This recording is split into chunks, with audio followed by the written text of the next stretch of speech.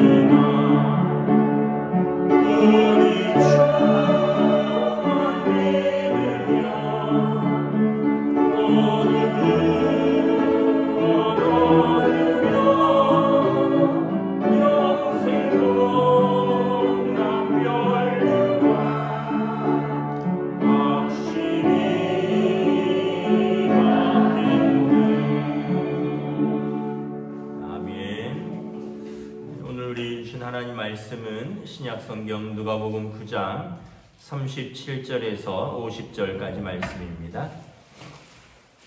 누가복음 9장 37절에서 50절까지 말씀입니다. 다 찾으신 줄 알고 저와 여러분들이 한 절씩 교도하도록 하겠습니다. 누가복음 9장 37절에서 50절입니다. 이튿날 산에서 내려오시니 큰 무리가 맞을세 무리 중에 한 사람이 소리질러 이르되 선생님 청컨대 내 아들을 돌보아 주옵소서. 이는 내 외아들이니라. 귀신이 그를 잡아 갑자기 부르짖게 하고 경련을 일으켜 거품을 흘리게 하며 몹시 상하게 하고야 겨우 떠나가나이다.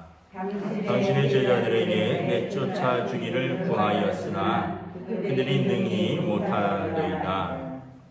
예수께서 대답하여 이르시되 믿음이 없고 패역한 세대여 내가 얼마나 너희와 함께 있으며 너희에게 참으리요 내 아들을 이리로 데리고 오라 하시니 올 때에 귀신이 그를 거꾸로 들이고 심한 경련을 일으키게 하는지라. 예수께서 더러운 귀신을 꾸짖으시고 아이를 낫게 하사 그 아버지에게 도로 주시니 사람들이 다 하나님의 위엄에 놀라니라.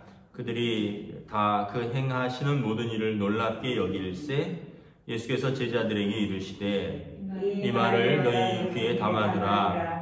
인자가 장차 사람들의 손에 넘겨지리라 하시되 그들이 이 말씀을 알지 못하니 이는 그들로 깨닫지 못하게 숨긴 바 되었습니다. 또 그들은 이 말씀을 묻기도 두려워하더라. 제자 중에 누가 크냐 하는 변론이 일어나니 예수께서 그 마음에 변론하는 것을 아시고 어린아이 하나를 데려다가 자기 곁에 세우시고 그들에게 이르시되 누구든지 내 이름으로 이런 어린아이를 영접하면 곧 나를 영접하며 또 누구든지 나를 영접하면 곧 나를 보내신 이를 영접함이라. 너희 모든 사람 중에 가장 작은 그가 큰 자니라. 요한이 여짜오되 주여 어떤 사람이 주의 이름으로 귀신을 내쫓는 것을 우리가 보고 우리와 함께 따르지 아니함으로 금하였나이다. 예수께서 이르시되 금하지 말라. 너희를 반대하지 않는 자는 너희를 위하는 자니라 하시니라. 아멘. 할렐루야. 예, 또 명절이 끝나고 다시 일상으로 돌아왔습니다. 하나님께서 저희들의 삶을 지켜주시고 인도하여 주실 줄을 믿고 여러분 또 주님 주시는 은혜와 평강으로 사시는 복된 날 되시기를 축복합니다. 37절에 보면 이튿날 산에서 내려오시니 큰 무리가 맞을세라고 시작을 합니다. 변화산이죠. 본문 이전을 보면 예수님께서 변화산에 올라가사 이제 외모가 변형되셨죠. 그래서 제자들이 모세와 엘리야와 예수님과 함께 대화하는 것을 보시고 이 산이 좋사오니 여기가 좋사오니 여기 초막셋을 짓고 여기서 삽시다 예수님께 말씀을 했죠. 그런데 예수님께서 제자들 데리고 산에서 내려오셨습니다. 내려왔더니 큰 무리가 예수님을 기다리고 있었습니다. 당장 보면 한 귀신 들린 아들을 데리고 오는 부모가 있습니다. 마태복음에 보면 변화산에서 내려오자마자 문둥병 걸린 사람이 찾아옵니다. 또 어떤 사람이 와서 베드로에게 너와 예수님과 그의 제자들을 당신들은 성전세를 내지 않느냐? 그러면서 또 찾아옵니다. 현실은 여러분 변화사는 아무런 문제도 없고 은혜만 있는 것 같은데 거기서만 살 수 없다는 거죠. 우리의 현실은 병든 자가 찾아오고 귀신 들린 자도 있고 세금 문제도 있고 그러니까 이 복잡한 현실에 예수님께서 찾아오신 것입니다. 예수님이 하늘에만 계실 수 없는 이유고 산에만 계실 수 없는 이유입니다. 그러니까 우리가 그래서 신앙생활은 뭐냐 하면 우리가 교회에서 은혜를 받아서 그 은혜를 가지고 그 믿음으로 이런 삶의 문제가 있는 그 삶의 자리에 나가서 그 은혜로 또 살아가는 시간들이죠. 그리고 또 하나님 앞에 나와서 은혜를 받고 또 주님 주신 그 은혜와 그 믿음으로 또 문제가 많은 그 삶의 자리로 또 나아가고 그렇지 않으면 이 문제 많은 세상에서 정말 살기가 어려운 것이죠. 오늘 본문에 보면 한 아버지가 아들을 데려왔는데 38절에 보면 외아들이 39절에 귀신이 사로잡혔다는 거죠. 그래서 아이가 갑자기 부르짖고 경련을 일으키고 거품을 흘리며 몹시 상하게 한 다음에 또 제정신이 돌아오고 뭐 이런 일이 반복되니까 부모 마음에 얼마나 마음이 아프겠습니까? 여러분 외아들인데 뭐 이게 병일 수도 있고요, 귀신 들림일 수도 있고 그래서 너무 힘들어서 당신의 제자들에게 찾아가서 좀 귀신을 내쫓아 주기를 구하였는데 제자들이 능히 못하였나이다, 못하더이다. 이 아버지에게 믿음이 있었습니다. 먼저는 이 아이를 데리고 제자들을 찾아갔고, 그리고 제자들이 할 수 없으니까 아이를 데리고 예수님께 나아간 것이죠. 참 부모의 믿음이 참 중요합니다. 내가 어떻게 할 수 없는 아이의 상황들이 있습니다. 이 세상 속에서 예수님 말씀하십니다. 42절에 믿음이 없고 패역한 세대, 이 믿음이 없고 패역한 세대 속에서 살면서 내가 어떻게 할 수가 없어요. 내 아이를 내가 올바로 키우기도 어렵고, 또 내 아이의 문제를 내가 바로 잡을 수도 없고, 어떻게 하느냐? 이 아이의 문제를 가지고 예수님께 나아오는 것입니다. 예수님께서 뭐라고 말씀하십니까? 41절에 먼저는 제자들을 좀 꾸짖으셨어요. 믿음이 없고 패역한 세대여, 내가 너희와 얼마나 함께 있으랴. 제자들에게 예수의 이름으로 병을 고치고 귀신을 쫓아내는 권세를 주셨거든요. 근데 이걸로 다 활용을 하지 못하는, 그래서 제자들을 좀 꾸짖으신 것도 있고, 또 이 세대에 대한 책망입니다. 이 세대가 믿음이 없고 패역한 세대라는 것입니다. 그러면서 예수님이 내 아들을 이리로 데리고 오라. 그리고 예수님께서 더러운 귀신을 꾸짖으시고 쫓아내시고 아이를 낫게 하시고 아버지에게 돌려주십니다. 그럼 우리가 깨달아야 할 것은 우리 아이들을 세상에 보내는 것이 아니라 예수님께 데려가야 되고요. 예수님을 만나면 우리 아이들이 다시 온전한 삶으로 해서 부모에게 돌아온다는 것입니다. 자, 명절 때 어떤 한 TV 프로그램을 봤는데 어떤 고아들을 멘토링하는 고아 청년에 관한 이야기입니다.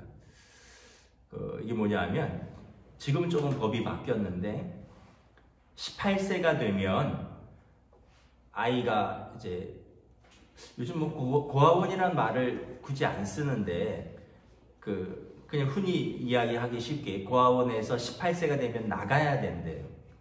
그래서 이 청년이 뭐 지금 26인가 그런데 저희가 18세에 대해서 고아원을 나왔는데 정말 막막하더라는 거죠. 그러니까 우리가 다 국가가 이제 보호하고 돌보아주는 것은 18세 이하까지만이고 만 18세가 지나면 이제 성인이라고 해서 일시적인 정착금 300만 원을 주고 시설을 떠나야 된답니다.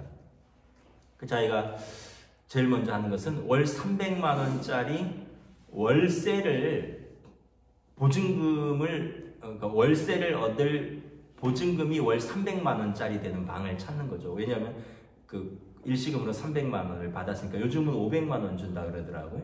300만 원짜리 보증금의 월세를 찾아서 이제 방을 하나 구해서 들어갔는데 너무 막막하더라는 거죠. 선생님들이 밤이 되면 이제 자야 된다 하는 자기들을 관리해주는 선생님도 없고, 아침에 일어나면 밥 먹으라 하는 선생님도 없고, 또 와글와글 떠들면서 귀찮게 구는 동생들도 없고, 자기 혼자 세상에 뚝 떨어진 것 같고, 그리고 그 월세를 감당하기 위해서 만 18세 소년이 이제 아르바이트를 해야 되는 거죠. 그래서 자기가 너무 힘들어서 여러 가지 고비를 겪은 이후에 자기 동생도 있는데 자기 동생은 좀 안 좋은 일로 지금은 볼 수 없다 이러더라고요. 그러니까 아마 그냥 미루어 짐작컨대 좀 안 좋은 일이 있었나 봐요. 자기 동생은 방황을 하고 자기처럼 나와서 방황하다가 좀 안 좋은 일이 있어서 지금은 좀 볼 수 없는 상태입니다 이러더라고요. 그러면서 이제 이 청년이 자기 동생을 이렇게 만났을 때 그 방황하고 안 좋은 모습 속에서 자기가 너무 형으로서 죄책감도 느끼고, 그러면서 내가 이렇게 소년원에서 나와서 어찌할 줄 모르는 아이들을 내가 먼저 나와서 경험을 해봤으니까 이 아이들의 멘토가 되어야겠다. 그래서 그렇게 자기 후배들 나오면 제일 먼저 어떻게 방을 구하느냐, 방을 구했으면 어떤 일을 시작해야 되느냐, 그러니까 집을 구할 때는 난방이 잘 되느냐, 물이 잘 나오느냐, 햇빛이 잘 드냐, 이런 것부터 그런 방을 구해야 된다. 또 학교를 등록을 하면은 또 국가장학금은 어떻게 신청해야 되고 뭐 이런 것들을 세금은 뭐 이런 걸 아이가 이제 알려주면서 이제 정말 훌륭한 청년이더라고요. 자기가 겪었던 그 어려움을 자기 후배들을 이렇게 제가 그걸 보면서 참 너무 마음이 아프고 나중에 기회가 되면 또 교회가 또는 개인적으로 그런 일들을 좀 해야 되지 않겠느냐 이런 생각을 좀 해봤어요. 그러니까 어떻게 보면 이 땅에 너무 힘든 아이들이 너무 많은 거죠. 일단 뭐 부모가 없으면 일단 힘든 거죠. 스스로 삶을 개척해야 되고 그러면서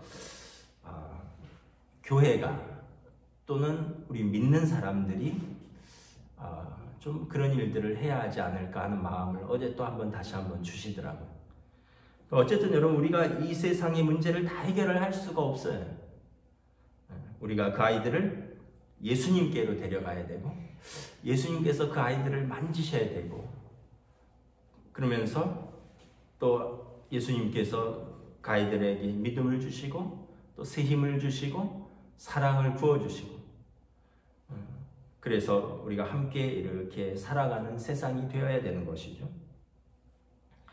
43절부터 보면 예수님께서 제자들에게 사람들은 이 일을 매우 놀랍게 여기는데 예수님께서 제자들에게 말합니다. 이 말을 너희 귀에 담아두라. 인자가 장차 사람들의 손에 넘겨지리라.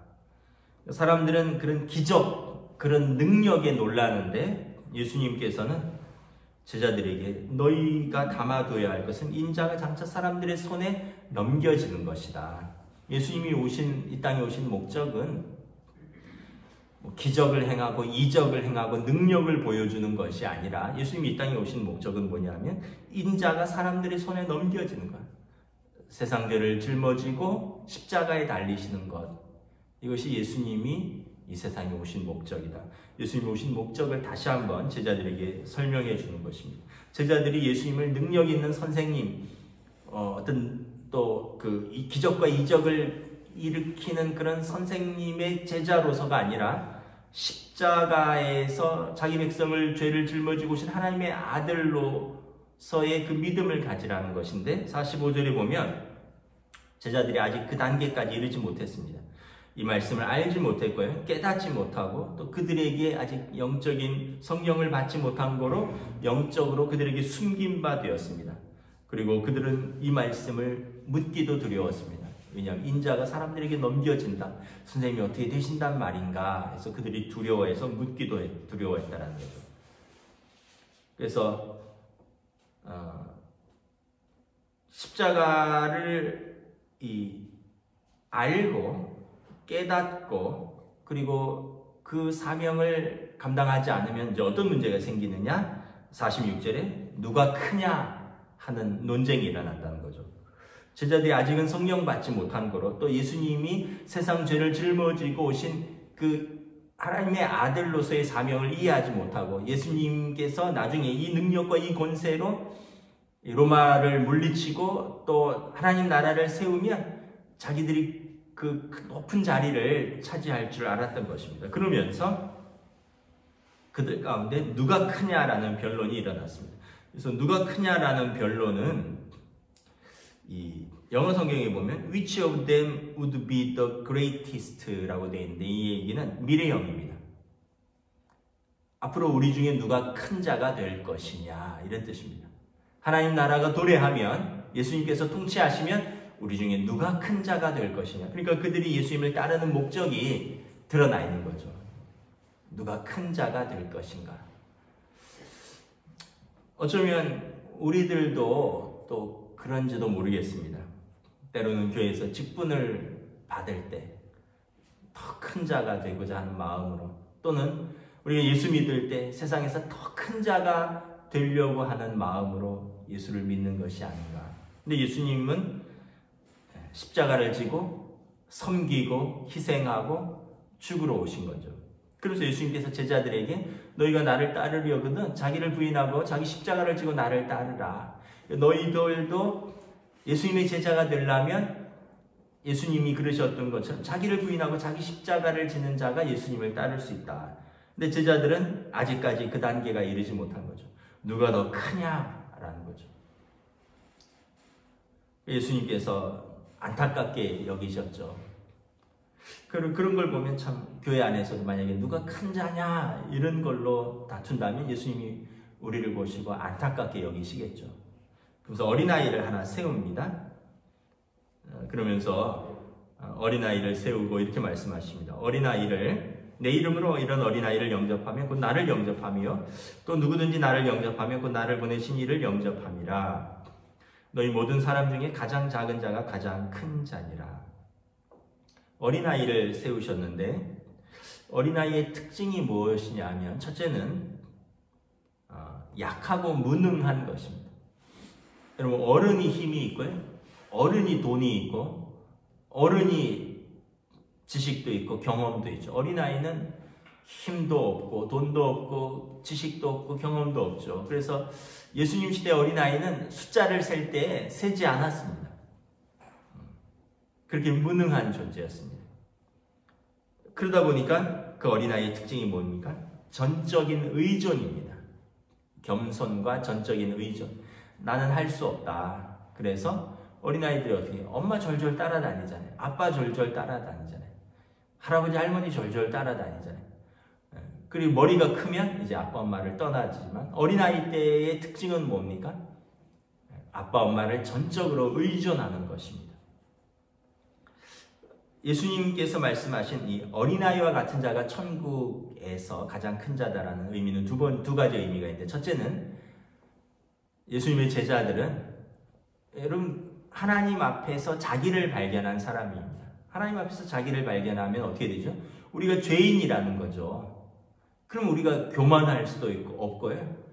뭐 내가 잘났느니 내가 크니 이렇게 여러분 죄인 하나님 앞에서 우리를 발견했는데 우리가 1만 달란트 빚진 자로 발견되는데 어찌 하나님 앞에서 우리를 주장할 수 있겠습니까? 우리는 하나님 앞에서 어린아이같이 정말 무능하고 그래서 하나님의 은혜 없이는 나는 살 수가 없습니다. 어렸을 때 아이들이 나는 엄마가 없으면 잠을 잘 수가 없어, 뭐 아빠가 없으면 나는 뭘 할 수 없어 이렇게 하듯이 나는 하나님의 은혜가 없으면 살 수 없는 존재입니다 라고 전적으로 고백하는 이 사람이 천국에 합당한 자입니다. 아이, 난 돈이 있어, 나 건강이 있어, 내 젊음이 있어, 나 힘이 있어, 내 주먹이 있어 이런 사람은 결코 하나님 앞에 나오지 못하는 자인 거죠. 전적인 자기 무능을 고백하고 죄인으로 겸손히 하나님 앞에 나아갈 때 은혜를 입고 하나님 앞에 합당한 천국에 합당한 자가 되는 것입니다. 그리고 제자들은 어떤 사람이냐? 이런 어린아이를 주님의 이름으로 영접하는 자입니다. 세상은 어떻습니까? 강자가 약자를 지배하죠. 하나님 나라는 강자가 약자를 섬기는 것입니다. 그러니까 세상의 원리와 정반대인 거죠. 세상은 힘 있는 사람이 떵떵거리고 힘 있는 사람이 큰소리치고 힘 있는 사람이 세상을 쥐락펴락하는데 하나님 나라의 원리는 그렇게 힘 있는 사람이 세상을 섬기고 그렇게 힘 있는 사람이 약한 사람들을 돕는다는 거죠. 그래서 아까도 제가 말씀드렸듯이 그런 아까 18세가 되면 시설을 나와야 되는 어린아이들이 아직도 많이 있다라는 그러면서 그분이 그 청년이 이야기하는 게 일시적인 도움보다 우리에게 중요한 것은 그런 자기들을 이렇게 인생으로 이끌어줄 멘토가 필요하다. 18세 이하는 차라리 낫대요. 거기에서는 선생님도 있고 밥도 제공해주고 공부도 시켜주고 정부가 예산을 들여서 시설에서 돌보아주는데 18세 이상이 되면 완전히 독립해야 되는데 근데 요즘은 하도 그 문제가 커져서 자신이 원하면 24세까지 시설에 있을 수 있도록 그러니까 쉽게 얘기하면 대학 졸업하고 직장을 가질 때까지 그 시설에 자기가 원함이 있을 수 있도록 그렇게 선택을 해놔. 그게 훨씬 나은 거죠. 예전에는 무조건 18세 이상에 나가야 된대. 여러분 그러면서 대학을 갔다고 해도 대학교 1학년이 혼자서 어찌 살아가겠습니까? 근데 지금은 24살까지는 선택해서 있고 싶으면 있도록 이렇게 해놨긴 한데 그럼에도 불구하고 자기들에게 필요한 것은 세상을 어떻게 살아가야지 되는지를 알려주는 인생의 선배가 필요하다. 그래서 다른 사람들이 없기 때문에 자기가 그 일을 하기로 했다. 그래서 그 후배들을 만나서 막 그렇게 어떻게 세상을 살아가야 되는지, 어떻게 방을 얻어야 되는지, 어떻게 아르바이트를 구해야 되는지 이걸 이렇게 알려주더라고요. 여러분, 하나님 나라의 그 원리는 강자가 약자를 돕는 거죠. 섬기는 것이죠. 그 제자들이 참 민망했겠죠. 어쩌면 우리도 예수 믿는 이유 중에 하나가 세상에서 큰 자 되고 세상에서 떵떵거리면서 살려고 또 만사형통하려고 살려고 했는데 예수님께서 우리에게 다시 한번 깨닫게 해주십니다. 세상을 섬기면서 살아라. 말씀을 정리하도록 하겠습니다. 49절에 요한이 여짜오되 주의 어떤 사람이 주의 이름으로 귀신을 내쫓는 것을 우리가 보고 우리와 함께 따르지 아니하므로 금하였나이다. 예수께서 이르시되 금하지 말라. 너희를 반대하지 않는 자는 너희를 위하는 자니라 하시니라. 아마 예수님의 12제자 말고도 예수님을 따르는 사람들 중에 무명의 제자들이 있었던 것 같습니다. 세례 요한의 제자들도 있었던 것처럼 그들이 예수님의 12제자는 아니지만 예수님의 이름으로 병을 고치고 귀신을 쫓아내고 믿음으로 사역을 했던 것 같습니다. 그래서 제자들이 금하게 할까요? 했더니 예수님께서 금하지 말라. 너희를 반대하지 않고 너희와 함께하는 자들 아니냐. 복음을 위해서 협력하라라는 것입니다. 말씀을 마치겠습니다. 다시 한번 우리가 제자도는 무엇인가? 그리고 우리가 변화산에서만 사는 것이 아니라 이 문제 많은 세상에 우리를 남겨두신 이유는 무엇인가? 다시 한번 우리 여러분들의 가정에서 또 일터에서 이 땅에서 우리가 믿는 사람들이 교회가 어떠한 마음과 어떠한 삶의 자세로 섬기면서 살아가야 할 것인가를 또 돌아보는 저와 여러분 되시기를 주님의 이름으로 축복합니다. 아멘. 기도하겠습니다. 주님의 은혜를 감사합니다. 오늘도 주신 말씀 속에서 참 그 외아들이 귀신 들려서 고통받는 그 아버지, 또 여러 가지 세상의 그 당시 로마의 압제 속에서, 또 헤로드 왕의 폭정 속에서, 또 바리새인과 서기관들의 어떤 종교적인 위선 속에서 참 안식을 찾지 못하고 마음으로 또 몸으로 삶으로 고난당하는 자들을 예수님께서 오셔서 친히 위로하여 주시고 병을 고쳐주시고 귀신을 쫓아주시고 하나님 나라를 선포하여 주시고 제자들에게 하나님 나라의 그 통치 원리, 섬김의 원리, 제자도의 원리를 가르쳐 주시며 안타까워하시는 예수님을 바라봅니다. 오늘 예수님께서 이 땅을 보시고 어떻게 생각하실까? 또 이 땅의 한국교회를 또 우리들을 부르시고 또 주님께서 어떠한 마음으로 세상을 섬기라고 하실까? 다시 한번 말씀을 통해서 또 우리가 우리 자신을 돌아보고 또 말씀을 통해서 또 우리의 사명을 돌아보는 귀한 믿음의 시간으로 인도하여 주시옵소서. 감사를 드리오며 우리 주 예수 그리스도의 이름으로 기도드리옵나이다. 아멘. 하늘에 계신 우리 아버지, 아버지의 이름을 거룩하게 하시며 아버지의 나라가 오게 하시며 아버지의 뜻이 하늘에서와 같이 땅에서도 이루어지게 하소서. 오늘 우리에게 일용할 양식을 주시고 우리가 우리에게 잘못한 사람을 용서하여 준 것 같이 우리 죄를 용서하여 주시고 우리를 시험에 빠지지 않게 하시고 악에서 구하소서. 나라와 권능과 영광이 영원히 아버지의 것입니다. 아멘.